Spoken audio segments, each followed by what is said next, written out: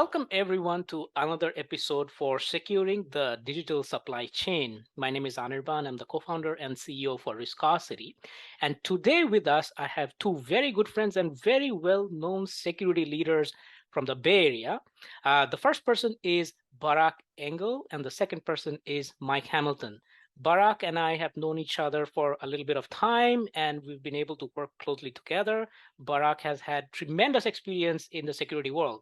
And Mike and I have known each other for quite some time since his days at MuleSoft. And Mike, too, has very interesting views and experience in the security world. I will probably not do justice to anybody's background. So I will just hand over the mic first to Barak for an introduction and then over to Mike for his background. Gentlemen, would you please go ahead?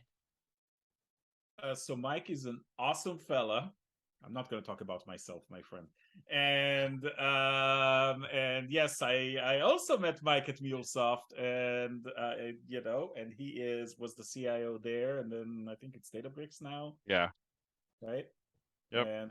But the truth is that just won't find somebody better than Mike in terms of thinking about the challenges of IT and operations and business operations with technology when it comes to organizations like this one, and how to truly prep them, especially in this weird world when nobody owns any infrastructure anymore. Right. Plus great sense of humor and what have you, but I don't know how much you want me to really say about it. I mean, you forgot the silliness part. That's like Brock and I connect on the ability to be silly. In fact, the first meeting we had, it sounds like it's going to be a very buttoned-up meeting. The head of security and the head of IT meeting for the first time, and it ended up being as ridiculous as both of us would expect it to be in terms of encountering each other. But Brock is my favorite walking, talking, lateral thinking exercise in the world, because he always has a different perspective and a different approach on something. Like if anybody can find the sideways angle to approach a topic from and give you a unique perspective, it's him, which is helpful because I think in particular in security, that's what the hackers do, right? Like that's what the bad guys do. They have a unique perspective. That's how things get done. Yep. And then Honor Bond, I'll never forget. No, hold on. Okay. Now I can't move on from there. I love how you said the sideways angle. That's my last name. I appreciate it. Oh gosh. That was a good play. Yes. Yeah. Continue.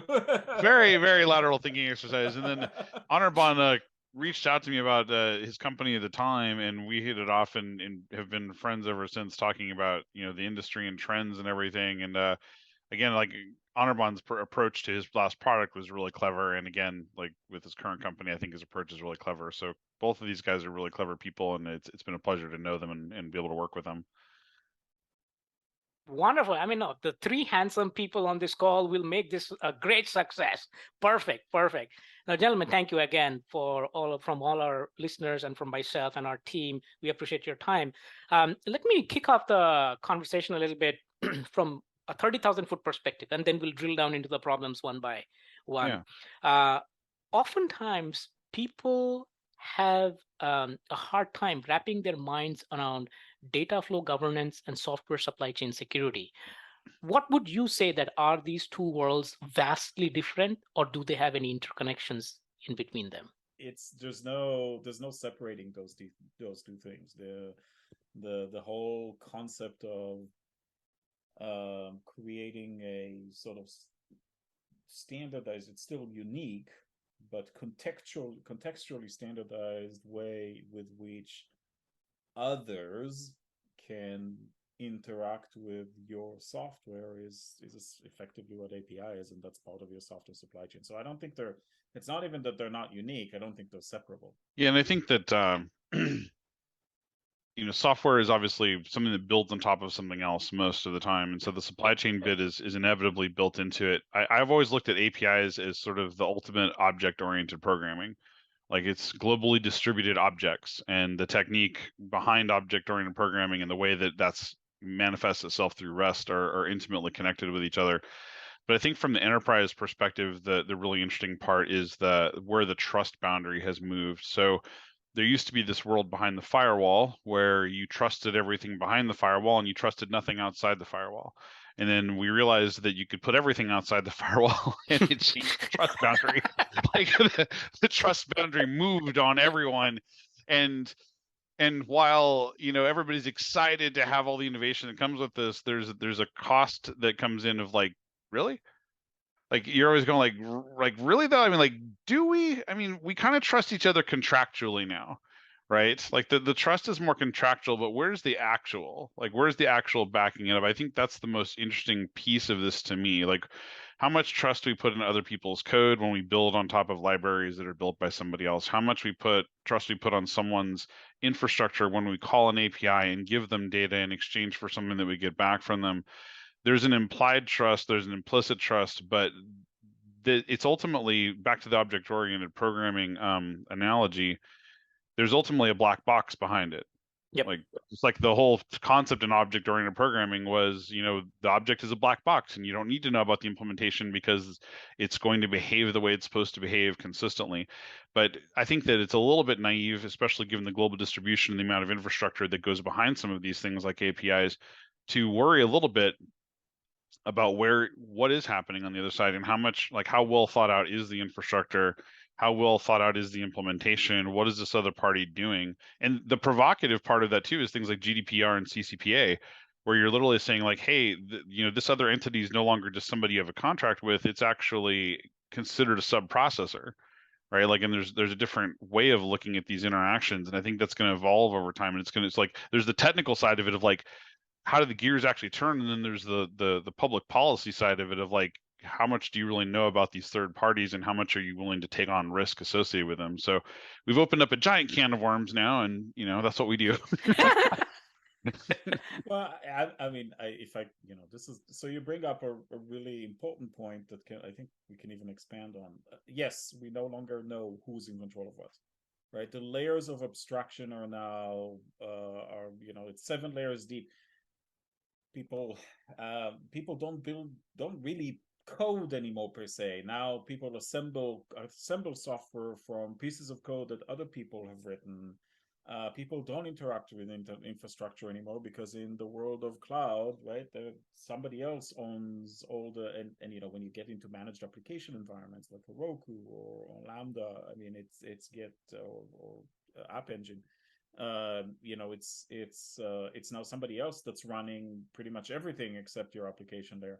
API is just another layer of abstraction in there that separates the technology from the business. Correct. And that's not necessarily Correct. a bad thing. The thinking Correct. is not wrong, because we're really trying to get to kind of hone it down to what do we need to get done, right? Rather than how we get it done. That's usually the problem. The problem is technology Correct. gets in the way.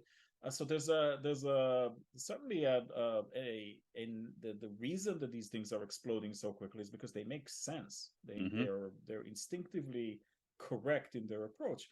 But it's the law of unintended consequences that then comes and kind of bites you in the royal hiney in that sense, right? And it gets trickier and trickier because we kind of throw everything into this pile. Everybody gets excited about technology that is a technologist. So, we have AI and we have APIs Right. that are driven by AI. And now we're going to have AIs that are sitting behind APIs that are talking to other AIs that are sitting behind other API endpoints and talking to each other Exactly. without any human involvement. And we don't know what they're going to do and how they're going to involve. And all of that gets really, really, really amusing in a way, right? To kind of watch it unfold. But yes, I'd like to go back to what Mike said. It raises a whole bunch of interesting questions about liability and commercial obligation, and forget third parties.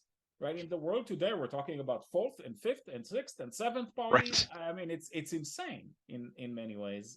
It's kind of a chain that never ends, and being able to constrain it. Ultimately, people are always worried about breaches. Here, I'm going to say one of these outrageous things, right?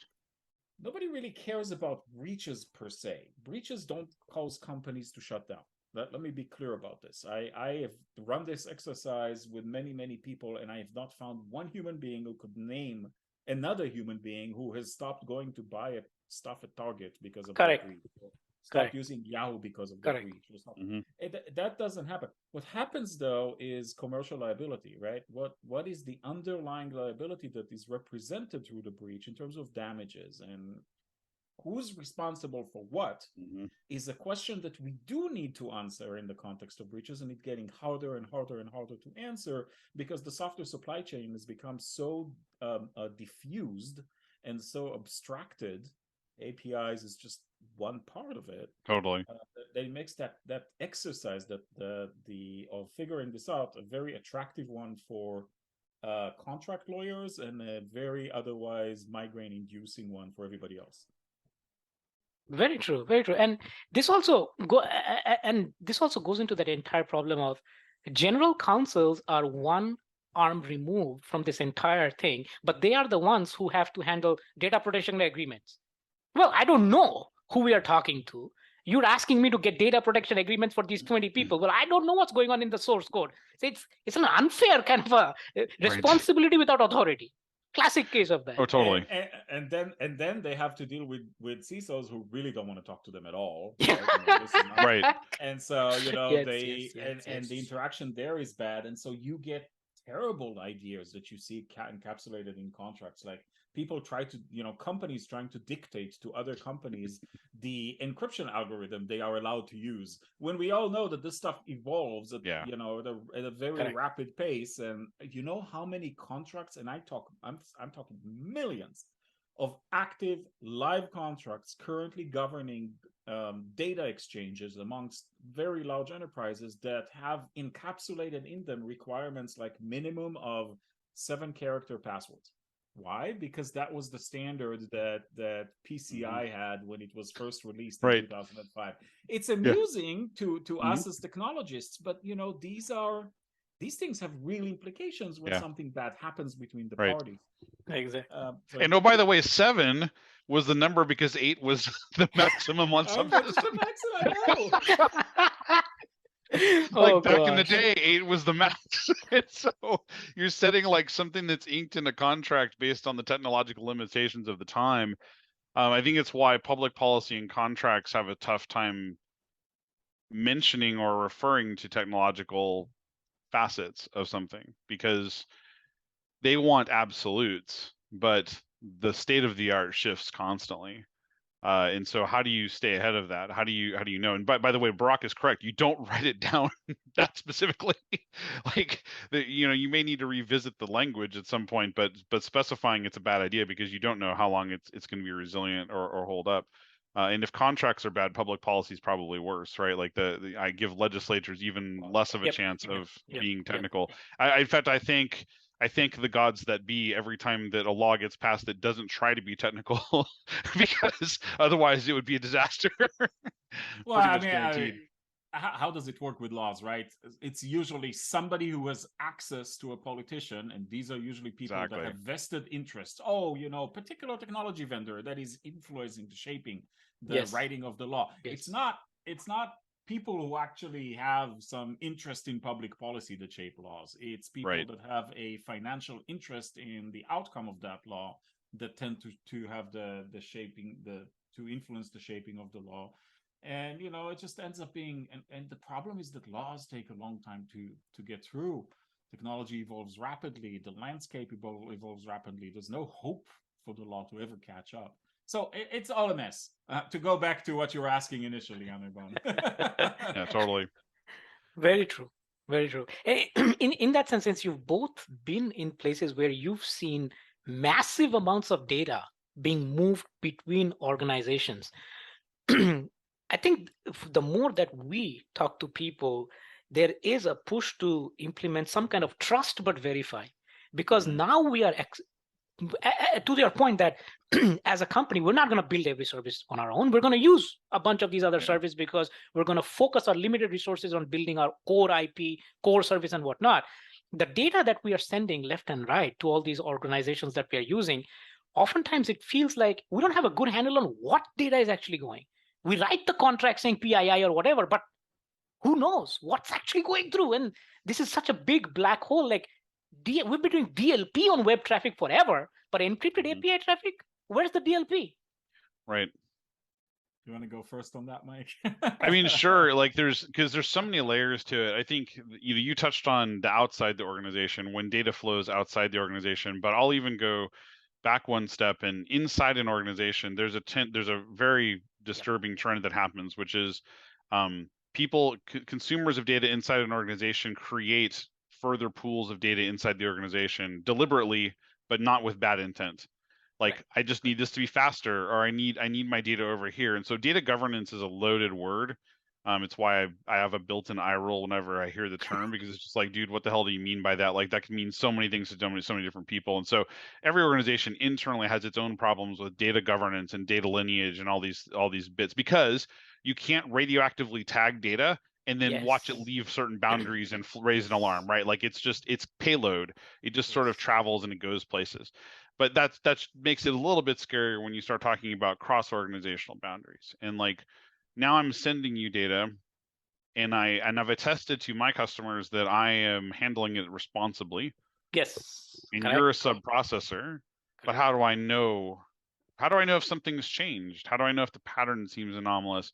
And kind of going into the sort of human behavior component of it as well.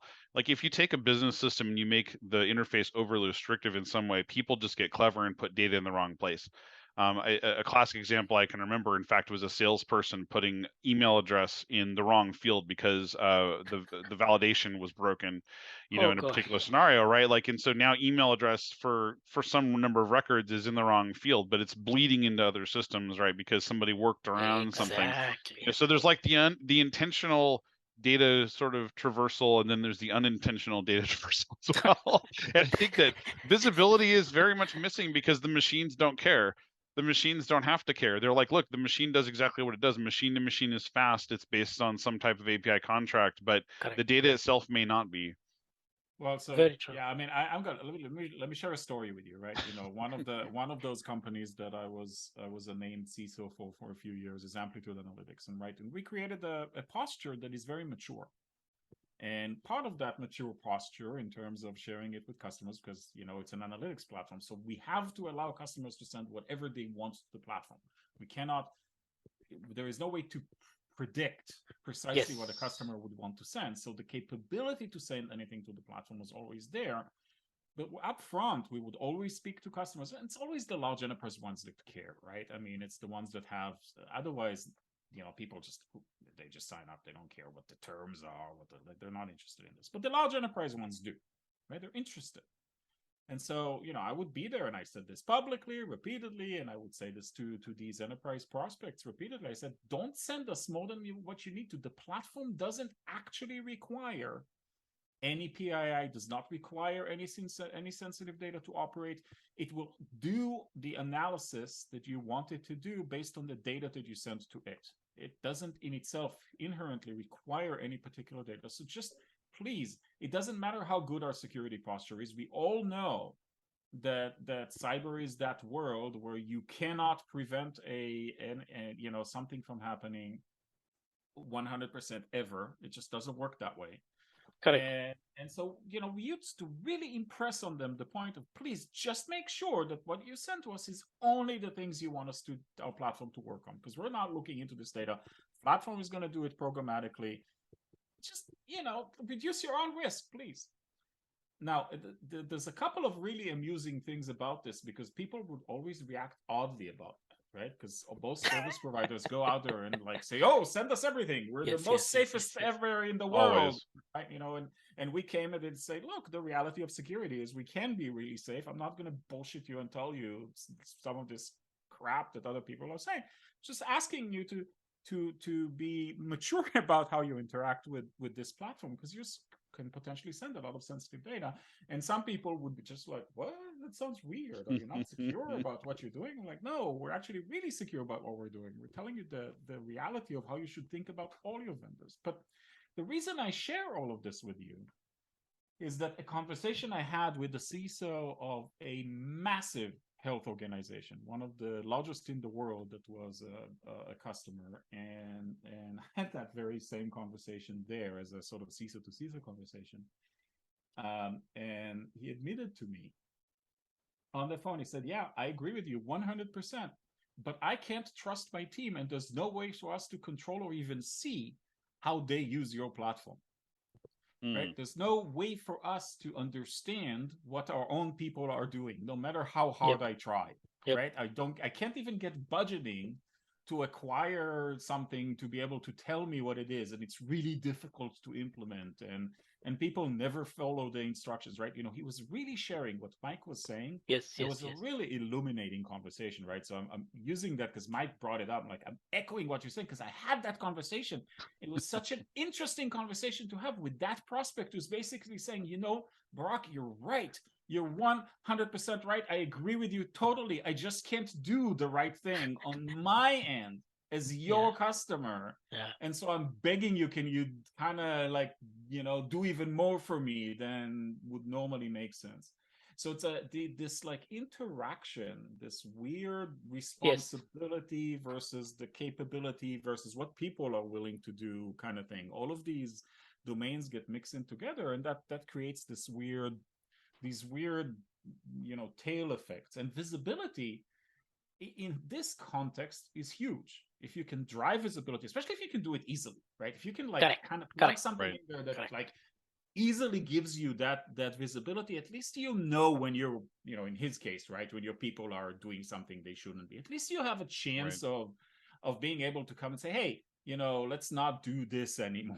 Regardless of how much you're trusting the other side in the connection. So it was such a great point. I had to share that story. By the way, one last thing I want to say about data governance, right, is data classification. So should we really bring that up? Because why not? That's a messed up topic, right? The idea that you can tag data in advance in any fashion and then have your complicated data tagging system followed through in an organization, a living organization, is bunk. Nobody is successful in doing this, right? And even the most stringent organization in the world around data classification in governments, the NSA, had a little bit of a problem a few years ago with an insider. That recently got his Russian citizenship. I know, a couple of days ago. So it's the whole notion of this goes back to the whole I'll share two things with you.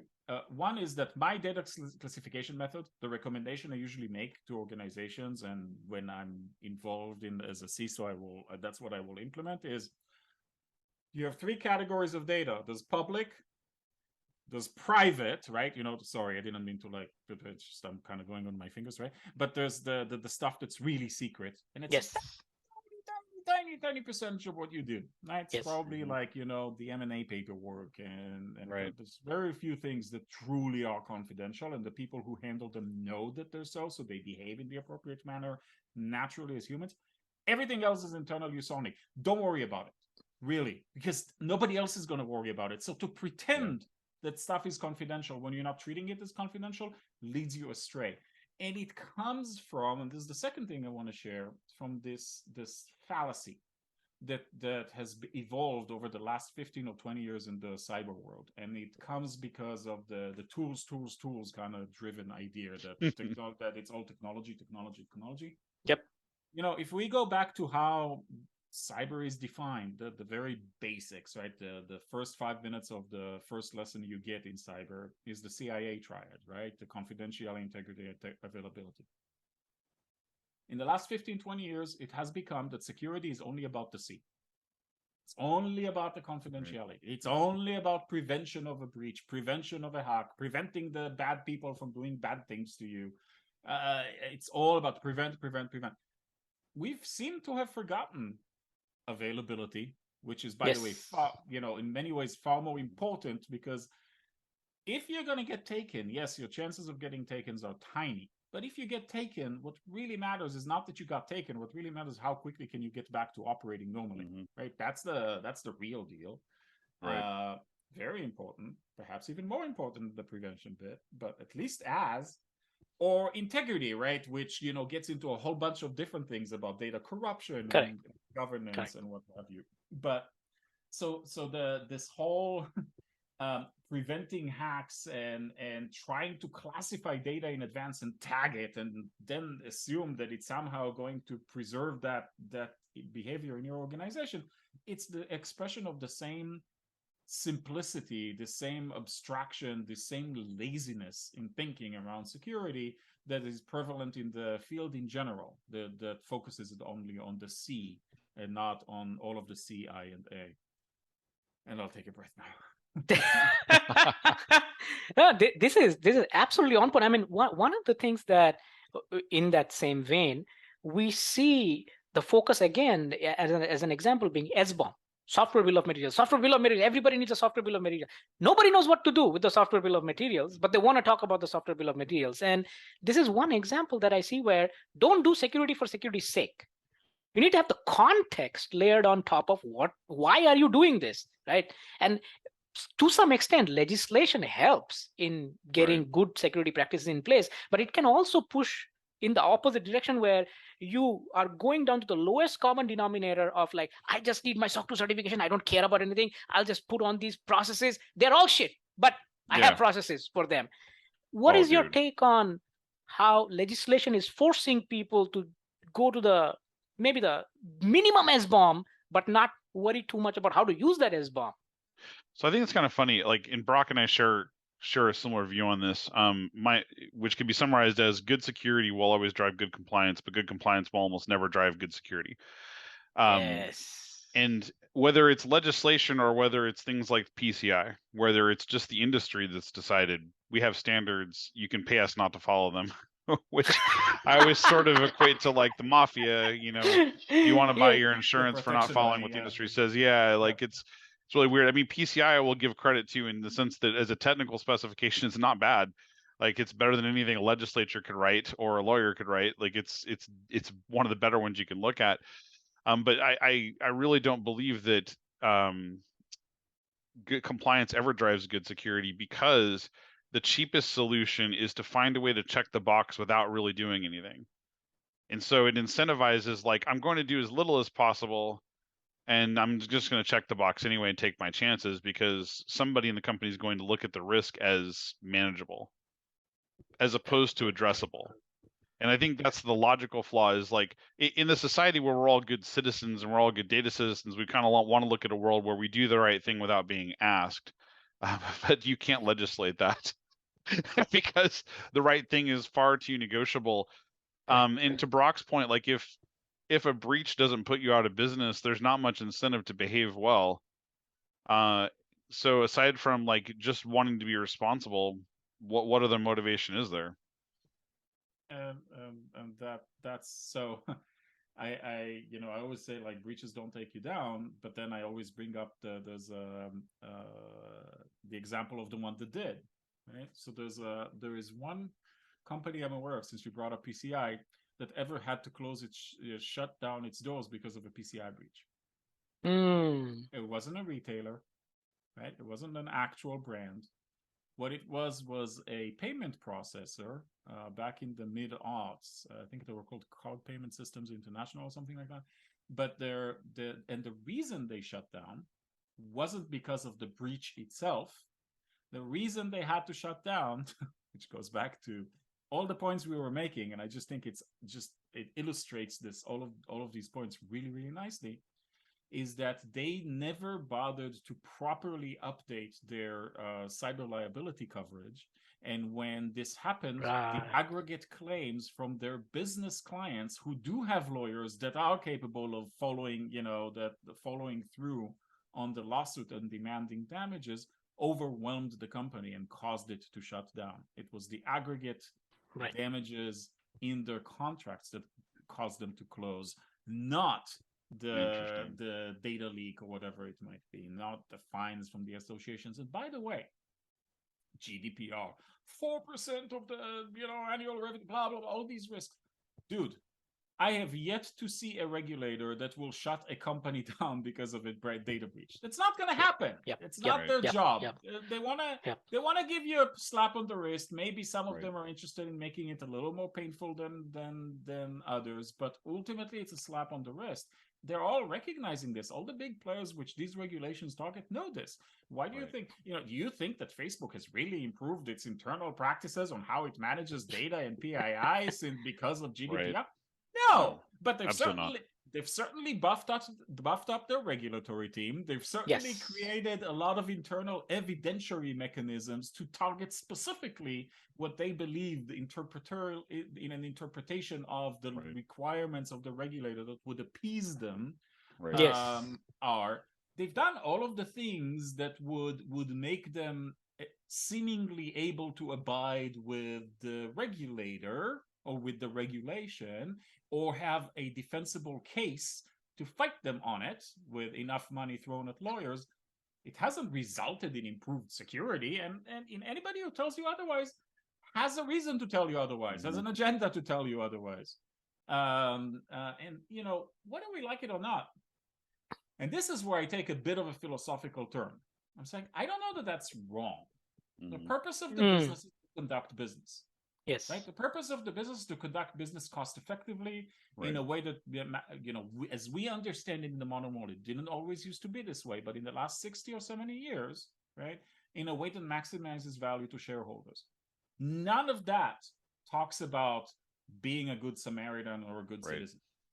Yes, we have the rise in recent years of B Corps, which, the public benefit corporations, and I kind of love that concept a lot.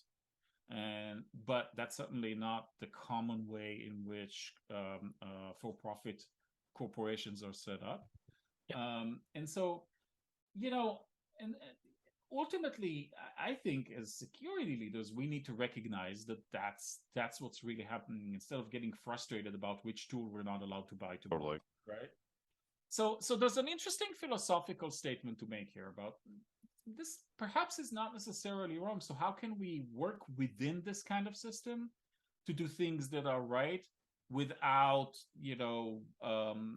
self-defeating by looking at all the stuff that's done wrong, if that makes any sense.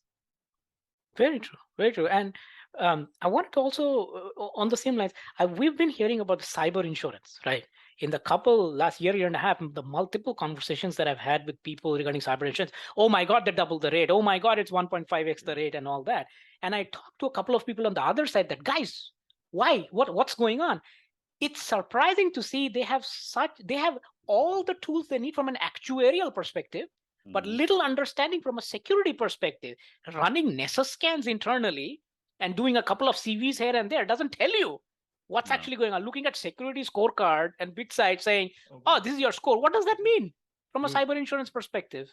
I have been saying this for years, and I continue to say it even with the rate increases.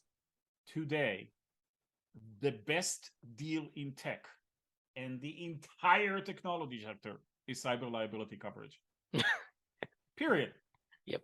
Yes, the premiums feel expensive to you. I'm telling you, it's the best deal you're gonna. At some point, these insurance companies are gonna realize that they're dramatically undercharging for what they do. Yes. Right. But right now, it's the best deal in tech. It still is, even with the rate increases. Oh, makes sense. And it's such a fluid environment, right? I'm always surprised at how people can come up and say, oh yeah, we're going to price it at this. How? We are catching up on a daily basis with, hey, your supply chain, today you're talking to vendor one, tomorrow you're talking to vendor two. Everything is changing on a daily basis. People are committing code, new APIs. How can you price this on a continuous basis? It's mind-boggling. Well, all I'll tell you is the thing that is crazy for us, and I understand why the insurance companies are pricing it the way it is, because they're in this weird position where the people that have to approve this are finance departments who have no clue. Yes. And CISOs run away from this stuff. No, most CISOs I know don't want to deal with this stuff. Oh, that's for the CFO to deal with. Right. Dude, you're a CISO. This is the first. When we go and work with an organization, one of the first things we ask for is the writer, right? Give us your cyber writer. We want to see what's covered, and we want to see how much you're covered for. And people always look at us and say, what? You're acting as our as our CISO in a box, as our security program manager. And that's the thing you ask. Nobody's ever asked us this question. Like, of course nobody's ever asked you this question. People are running away from it. But that should be like on day one. If you're a security leader and you're not asking to see those declarations pages, I'm sorry, you don't understand your job fundamentally. Right, totally. I would also say too, having recently done one of those, that like the insurance companies are pretty savvy on what good practices look like, and they expect to see them, which is good. It's a positive. But the sort of ironic and silly part of it is they themselves also don't understand them. Like when you're being questioned by someone, on the process, and then if it goes a little bit off track, they're like, I don't know what you just said. like you lost me. And it's not to disparage them in any way. Actually, I really think the effort they're putting into it is worthwhile, but it shows the disconnect between, to your point, the terminology and the technology versus the policy and the coverage, right? Like how you connect those dots is not a clear path at this point. Very true. Very true. No, it's interesting. Since both of you have been in startups, you've seen things go from zero to light speed in a couple of years. For folks who are thinking of doing cybersecurity startups or who have just started cybersecurity startups, what would your advice be? I mean, for me, so like as a buyer, I look at the landscape of emerging companies as a strong indicator of what the next attack surface is going to be from a popularity perspective. And that's actually been pretty true in my past. As you see companies start to merge around a topic, you can bet your money that there is going to be an increase in those kind of attacks, because the people who work on these products know what's going on. Like they hear the rumblings, they know what the weaknesses are, they know what's being exploited. So I look at it as an indicator. In my guidance is that security is really something that has to be infused into your product. Like how you make money. And so you need to protect how you make money. Like, how do we make money? And then let's protect that in some clever ways. And that's what Barak's world revolves around. But that's really the core of it. There are a lot of security leaders that will come in and run some kind of a playbook that involves pillars of organizations and millions of dollars of spend on headcount to do all of the activity that looks like a good security program, but not with regard to the specific business in question. And all that activity is a waste of time and it's a waste of money, because if it's not tailored to your organization, you're guaranteed to have a lot of fat that should be cut somewhere. And so it's got to be connected to the business in a really material and intimate way. Well, and so this is interesting, actually. I think it's a really interesting topic, right? I think that the answer has to start with the business context. So you said emerging companies, so we're talking small companies. If you're a small company, you're not a target for hackers. Period. Right. You're not. You might be randomly gotten, right? Somebody might catch you as part of the sweeps that they're constantly running, right? But you're not going to be a target because you don't have that much value to extract for somebody who takes you, right? So you got to assume that the larger you grow, the more prominent you become, the more you might attract attention from a malicious party. So that's important as context. Another thing to realize is if you are a B2B company, you have a completely different matrix of understanding your security and risk posture than if you're a B2C company. B2C companies actually don't have, they don't have to do SOC 2. They don't have to do PCI unless, they take credit card payments. They don't have to do, ISO. They don't have to do none of these FedRAMP, none of these things are relevant to B2C companies, but they really care from day one about CCPA and GDPR. Correct. And again, while they're small, they kind of know that it's coming, so they're going to try to prep for it to some degree. But again, as long as they're flying under the radar because they're still small, then the risk from that is small. And so in B2C companies, you have a completely different program and program maturity in different parts of the program than you do in a B2B organization. Typically the primary concern for a B2B company, especially a tech company like a cloud SaaS or whatever it might be, the primary security concern for that company in the first 3 or 4 years of its life is how to enable sales to sell to large enterprise. Right. That's it. That's the security. That's the number one security goal by far more than anything else. It's not about, which encryption thing you're going to Correct. do or Correct. how Yep. laptops need to be managed centrally. It is literally, what do I need to do to align myself with my enterprise sales team so that we can satisfy our customers' needs Right. in a way that smooths the transaction and allows them to close those prospects faster and easier. Which is, by the way, that's the only reason. I'm sorry, there's no other reason that SOC 2 exists. Right. Yes, correct. SOC 2 Yeah, is a voluntary absolutely. standard. Correct. Right. Correct.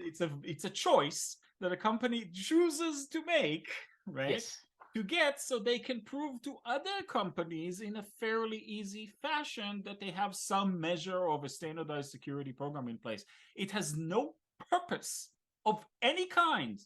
No governance, no privacy, no prevention, no protection, no security, no operations, none at all of any kind other than to support sales. Yes. Period. Right? Yes. I kind of like, I'm so sick and tired of hearing people talking about, our security program, it's like follows all this. The reason you do SOC 2 is to support sales. So can you at Right. least be serious about it, Yes. understand why you're doing what you're doing? Yeah. And so ultimately, for a small emerging, company that's B2B, that's the advice they need to hear. And then you can, what's interesting is when you do alignment with business goals and business operations, you still end up with a really pretty darn good security program.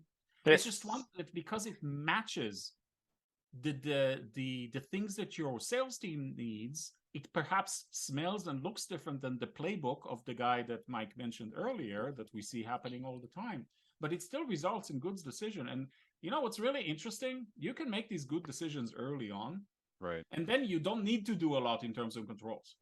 Say that you are, let's talk PCI. Say the biggest thing you care about, because your customers care about, is PCI, because you're some sort of like fintech that deals with retail brands, and they care about that because they're required to do PCI, whatever it is. All right, vault your credit card data. That solves the vast majority of your security control problems internally, but and satisfies your customers, because once you do that, then your PCI posture becomes easier. But look at the holistic effect of this. You no longer have that sensitive data locally available. So even if you do get taken, correct, there's nothing to. Yep. The risk to your customer is dramatically minimized. So there's a, this alignment process leads to good security decisions without making it painful. It's no longer this like popping a zit every time I have to talk to somebody about security. It's sorry. It's actually like a pleasant conversation. We need to do this in order to support this particular sales target, and people understand it, and it makes sense because it makes sense. It just makes sense for that business. Totally. So again, I go back to that philosophical point. I am not a person who's going to come and tell you got to do this and you got to do that. You got to do. There's no got to do this or got to do that. Tell me, what is your business? What is your target? Who is your target market? Which verticals are you working with? What's your size? Where are you in your funding cycles? Those are the things that will dictate the security program. Totally.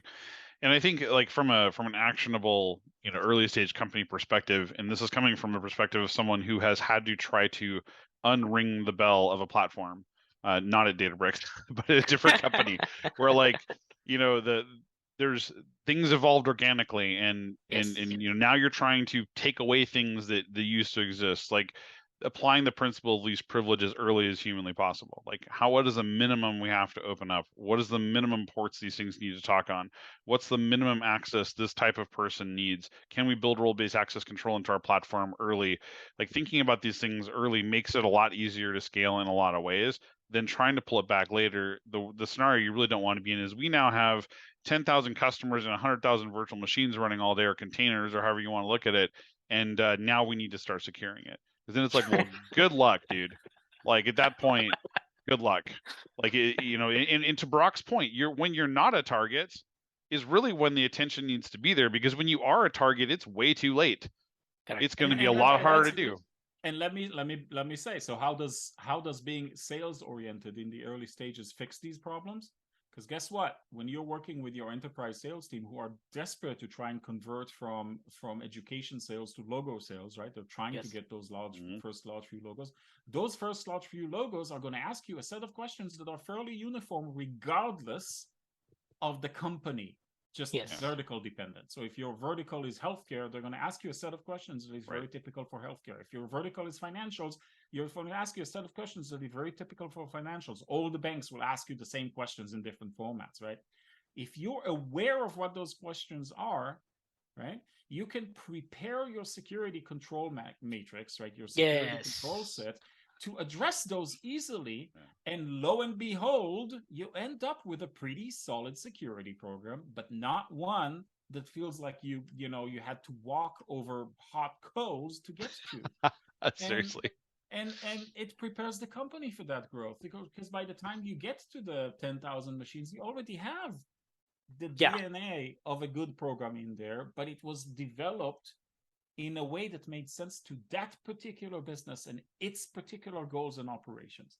That's the message that's so important here, and I think is lost on the vast majority of practitioners in the industry, unfortunately. Very true. No, gentlemen, it has been a pleasure. We've gone through so many topics, and I've loved the way we bounced between the two of you. This has been amazing. I just want to say thank you very much again for joining us. And this has been a very, very, very wonderful experience. Once again, thank you very much to you both for joining, and we'll talk soon. Awesome. Thanks, Anirban. Yep. Thanks, Mike. Thanks, Anirban.